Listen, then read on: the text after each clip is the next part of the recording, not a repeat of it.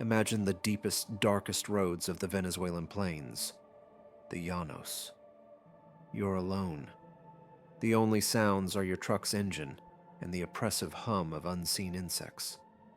It's on nights like these, on roads like these, that some men learn a terrifying lesson, if they live to tell it. Arturo's cigarette glowed in the dark truck cab. The dirt track was more suggestion than road, hemmed in by gnarled trees that clawed at the faint moonlight. He was hours late. Isabella, his wife, would be waiting. A familiar spike of guilt quickly buried. He'd lingered in the last town, too much rum, a fleeting encounter with a woman whose name was already a ghost in his memory.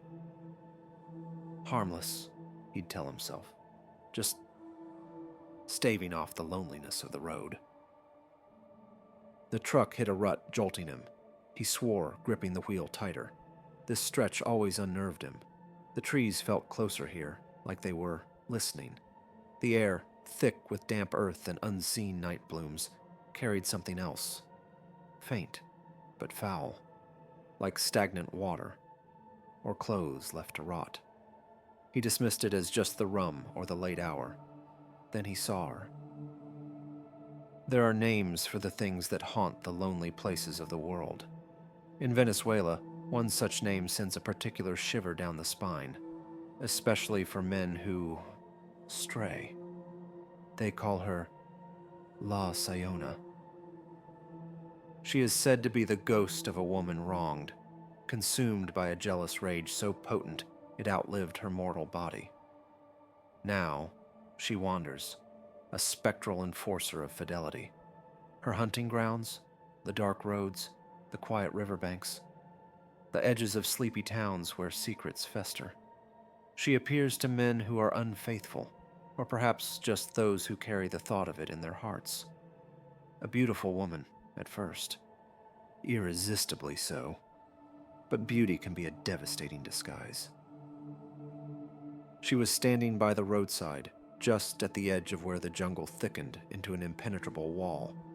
A figure in white.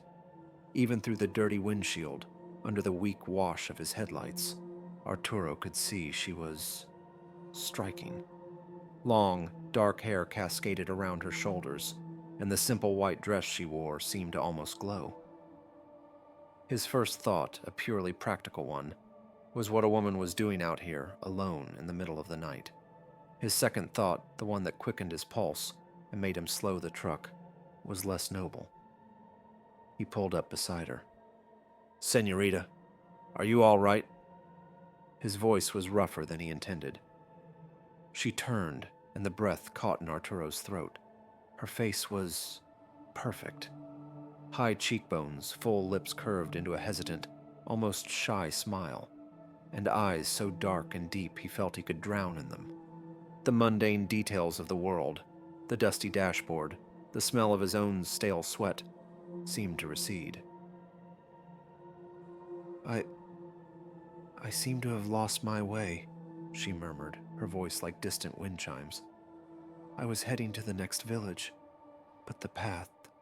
She gestured vaguely into the oppressive darkness behind her. Arturo, forgetting Isabella, forgetting the late hour, forgetting everything but the intoxicating presence beside his truck, leaned over and opened the passenger door. "Get in," he said, a grin spreading across his face. "It's dangerous out here. I can take you." She paused just for a heartbeat, those dark eyes seeming to search his very soul.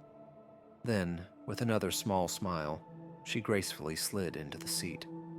The cab instantly filled with a faint scent, like jasmine, but underneath it, that other smell. The stagnant, damp one, stronger now. He put the truck in gear, his mind racing. What luck. He tried small talk, her name, where she was from.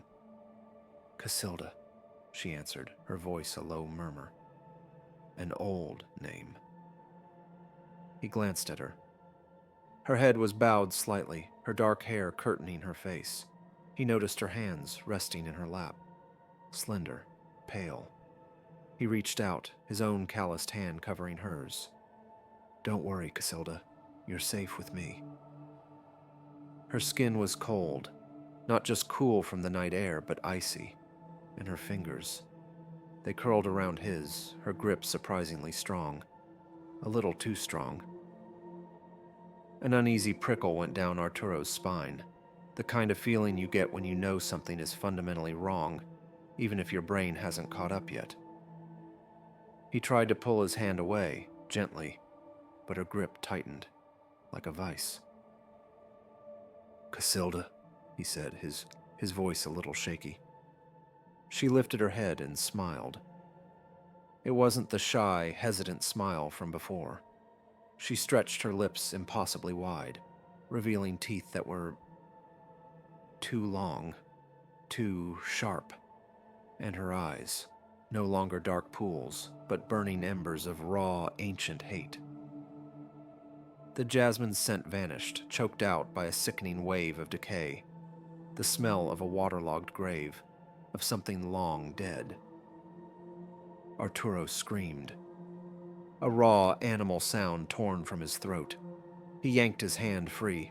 He felt a searing pain, heard a sickening tear, and fumbled for the door handle, his other hand flailing to ward her off.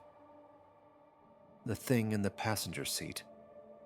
It wasn't Casilda. It wasn't human.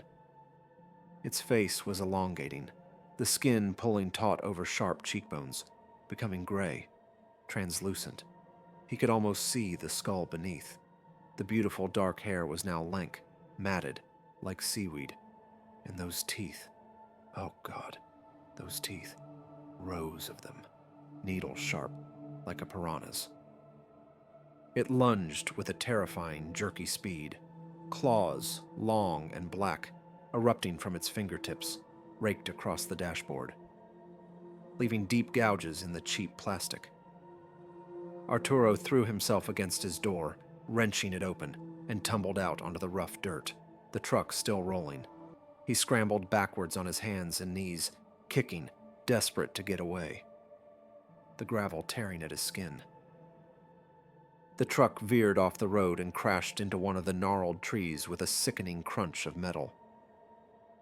For a moment, silence, broken only by Arturo's ragged sobbing breaths and the indifferent chirping of insects. He lay there, whimpering, staring at the wrecked truck. Smoke, or maybe steam, hissed from under the crumpled hood. Slowly, painfully, the passenger door creaked open. A single, slender leg, bone-white and unnaturally long, emerged. Then another. The figure unfolded itself from the wreckage, standing tall in the moonlight. The white dress was torn now, stained with something dark. Its head swiveled, those burning eyes locking onto him. It let out a low, guttural chuckle that seemed to vibrate in the very air around him, a sound of pure, triumphant malice. Then it began to glide towards him, not walking, gliding. Its feet, he saw with a fresh wave of nausea, didn't quite touch the ground. Arturo didn't wait. He didn't know where he was running or what he was running to. He just ran, into the suffocating darkness of the jungle, thorns and branches tearing at his clothes, at his skin. The sound of that thing's laughter and a chilling, mournful wail echoed behind him, seeming to come from everywhere and nowhere at once. They found Arturo 3 days later, miles from the road, wandering in a daze. His hair had turned white. He was babbling incoherently about a woman in a white dress, about teeth and claws, about a smell like death. His right hand was mangled, several fingers missing, the flesh torn as if by an animal. He never spoke a full sentence again, and for the rest of his short life, the mere sight of a woman, or the color white, sent him into screaming fits of terror. The most common origin for La Sayona tells of a woman named Casilda, beautiful, married, a mother, but her world was shattered by a venomous rumor that her husband was unfaithful, and with her own mother, no less. Consumed by an unimaginable, jealous rage, she committed a horrific act. She burned her home with her husband and child inside. Then, she confronted her mother, striking her down. And as her mother lay dying, she uttered a curse that transformed Casilda, stripping away her humanity, her beauty, and condemning her to walk the earth for eternity as La Sayona. Her penance? To avenge all wronged women by luring and punishing unfaithful men. The white dress, they say, is a twisted mockery of her wedding gown, or perhaps a burial shroud she can never shed. The beauty, allure, the rage, eternal. The target, men like Arturo, who forget their vows in the lonely darkness. Stories persist, even in modern urban settings. Men speak of her on dark highways, a fleeting glimpse of white in the rearview mirror, a sudden, inexplicable chill. Others say you can smell her before you see her. That cloying, sweet scent of jasmine mixed with the unmistakable odor of decay and river mud. A perfume of death. La Sayona, the weeping woman's vengeful Venezuelan cousin. A reminder that some betrayals don't die. They fester, birthing horrors that walk the night. She is the fear of consequences, the chilling embodiment of a promise broken, and the terror that what you desire most might just be the death of you. Thank you for listening. If this story sent a shiver down your spine, don't forget to like this video, subscribe for more chilling tales, and share your thoughts, or perhaps your own local legends, in the comments below. Stay safe out there, and try not to wander alone in the dark.